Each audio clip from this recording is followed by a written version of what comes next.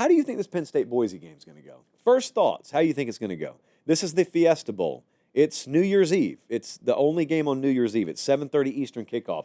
Penn State has opened as a 10.5-point favorite at FanDuel. Now, here is some crack research from Stats and Info.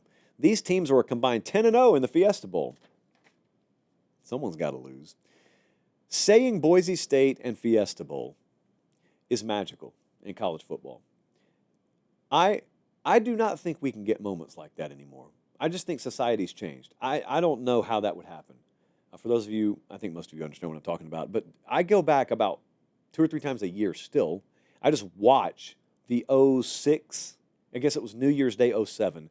So it was the 06 season, the Fiesta Bowl, ending between Boise and Oklahoma.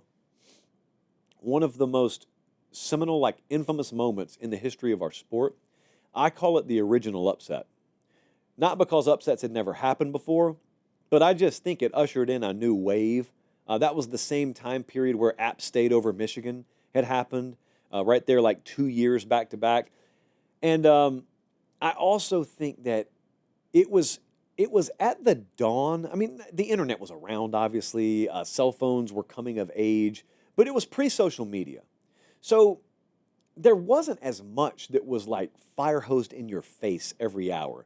So when things happened, they resonated a little bit longer. And when that ending of that game happened, it resonated to a degree that I do not think modern day incidents can resonate. I just don't believe it's possible anymore. So remembering Boise in the Fiesta Bowl is amazing. Penn State could not care less about that. They're just going to try and smash them and have the game over at halftime.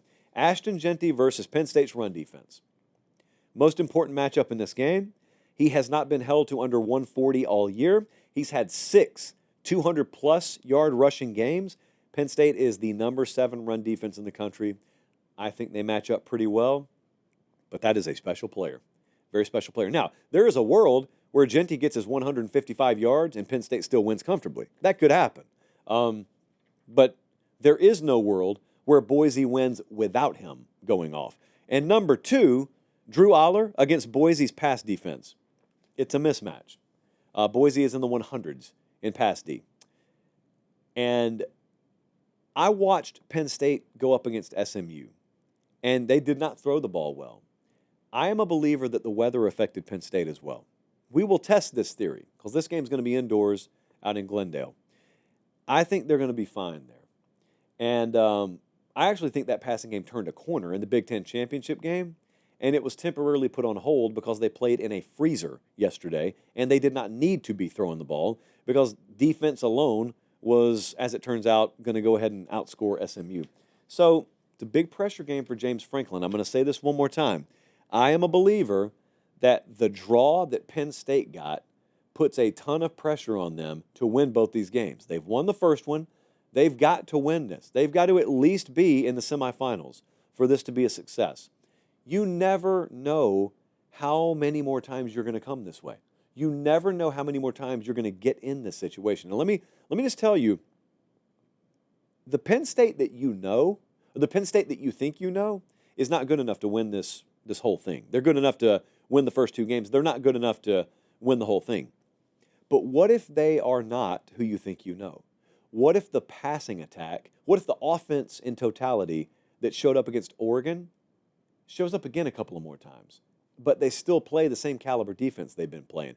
You know, there's a world where they find a way to mess around and win the national title. Not many worlds. Most of the simulations of this would not end that way.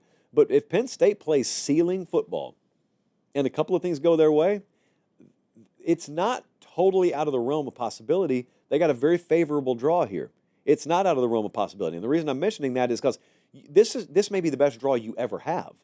You don't sit there and say, well, I hope we win it this time, but, you know, we'll be around every year. Maybe you will, maybe you won't, but I would never assume that I'll be in this favorable a position again.